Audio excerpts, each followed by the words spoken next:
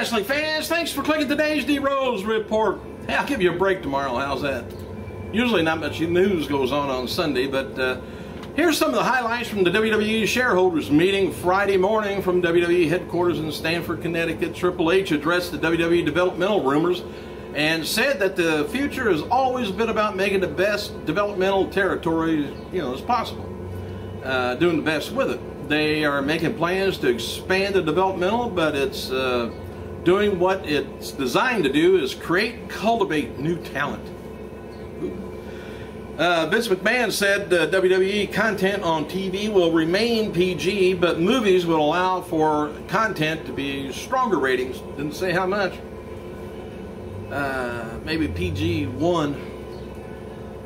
Vince talked about being proud of to be a star anti-bullying campaign. Vince said fighting bullying is something he really believes in, and that he'll have a huge initiative for WWE in the coming years, so be ready. Right after that, Vince slapped the shit out of somebody who was listening to him and not pay no attention. Anyway, Vince was asked about the physical WWE Hall of Fame also, and said that it's still located in his head. So Vince then said there's not a physical brick and mortar business, but the entertainment business, and that has Hall of Fames that doesn't make any money. Just about everybody, all the Hall of Fames lose money. I think even Guinness's Book of World Records Hall of Fame, they lost money on their deal too. People get tired of it, I guess. I don't know. Anyway, one day WWE would probably build something for the Hall of Fame, but Vince said it needs to be in the right environment.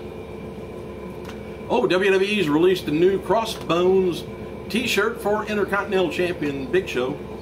Oh, happy birthday to ICP member Violent 3, 40 years old, and current WWE superstar Alex Riley, 31 years old. And bear with me on this. This is kind of interesting for you, let's say old-timers, you guys that really are interested in wrestling, the history, and all this stuff. So anyway, wrestling industry lost 3 personalities on this day. 2002, the longest reigning NWA champion, Lou Thesz, died at age 86. Thesz was born in Michigan to Hungarian immigrants, but moved to St. Louis at a young age. His father trained him in Greco-Roman wrestling, and he later starred in his high school's freestyle team. He turned professional wrestling in 1932 and became one of the biggest stars in the St. Louis territory in 5 years. Secondly, WWF and ECW in 2005 lost tag team champion Chris Candido at age of 33. Candido began his professional wrestling career and training while he was still in high school, and became in the school where he met also Tammy Lynn Cinch, Sonny, with whom he would share the rest of his life with. Awful short. Finally, in 2009, one-time AWA Tag Team Champion Playboy Buddy Rose died at age 56. Debuted in '73 and worked for several promotions throughout the decade, primarily AWA, WWF, and PNW. He was always like 202 pounds, actually weighed about 280, I think. TMZ, we'll have a little update on Buff Bagwell. TMZ reports that Buff is still hospitalized, but breathing and eating on his own after a bad car accident Monday. Bagwell was hooked up to breathing tubes while in the emergency room, and they worked on major injuries to his face and spine, and breathing tube finally was removed on Wednesday. Buff now talking and eating solid foods. Some of Buff's old WCW co-workers like Sting, Diamond Dallas Page, Rick Steiner, Scott Steiner have all contacted him while he'd been in the hospital. And as seen on Monday Night Raw, John Cena with his famous chain. Did you notice that? A great big ass thing. He had it hanging around his neck when he came out for the contract signing with Brock Lesnar. I actually thought he was going to use it. But WWE website's got an article up looking at Edge's pep talk to Cena and wondering if Cena will bring back the Thug to defeat Lesnar at Extreme Rules. I hope not. Because he's going to come out and talk if he does. Maybe a stern message from Master Manipulator was, this is what WWE's website says, was that Cena needed all along on Sunday night, Extreme Rules. Will Cena heed Edge's call and unleash the ruthless aggression to shock Lesnar? Or is it just going to wind up the first victim of Brock Lesnar's fearsome quest to take over WWE? Or will nothing happen? All right, WWE's annual shareholders meeting, which I was talking about earlier on Friday morning, WWE headquarters. This time, Triple H was introduced under his real name, along with other WWE executives, including Vince McMahon, Kevin Dunn, and Basil DeVito. Some of the highlights, in case you're interested. Vince guarantees that WWE will be in stronger shape by this time next year. It's guaranteed it's going to be kind of tough. Vince talked about WWE attendances being up and Raw being up 3% in the ratings, while SmackDown is up 15% in the ratings. Now I think he's talking about next year. I don't think he's talking about last year to this year. And CFO George Barreros said that 37% of WWE's business is now international. I believe that. Barrows also said in 2010 WWE's most profitable year because they lost $40 million in 2011. $30 million of that was losses from WWE studios. WWE was also hurt by the holding off on the rights fees of non-Raw and SmackDown shows as they hold them off for the network. So they're hurting themselves. Barros added that WWE is number 2 action figure brand. WWE Studios head said that they will now be doing a PG-13 R-rated movies as well as different genres of films like horror, sci-fi, drama, and others. They will also continue to do PG movies. WWE is also going to be focusing on working with pre-existing franchises, produce sequels as a way to tap into those movie franchises and fan bases that broaden their own film base beyond that of WWE fans. I think that's what they're talking about, Leprechaun.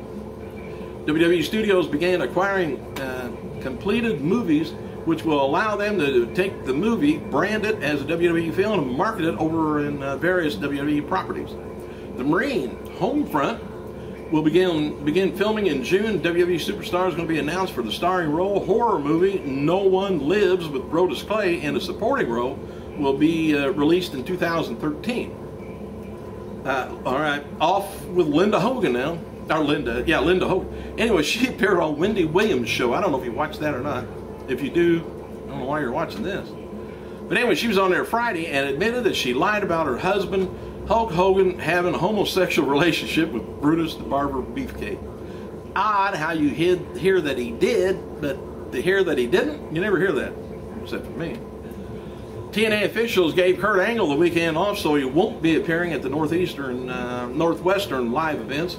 April 26th episode of TNA Impact at a 0.99 cable ratings, about 1.4 million viewers. The replay from the previous week at 7 p.m. scored a 0.39, 500,000 viewers plus. TNA has removed Eric Bischoff and Anarchist from their roster page.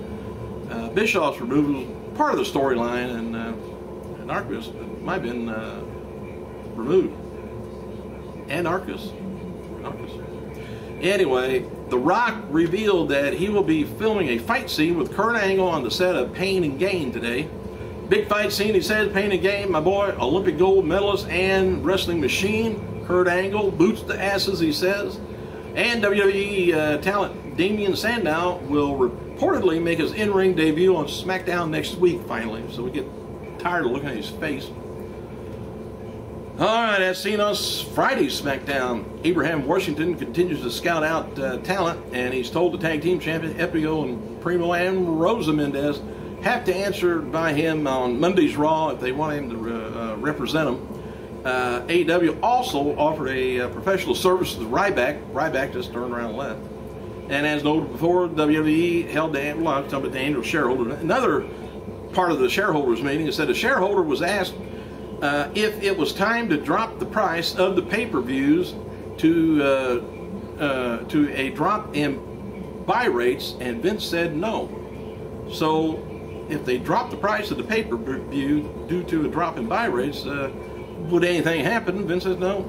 Says other shareholders asked about WWE offering up all pay-per-view events as a package like sports do.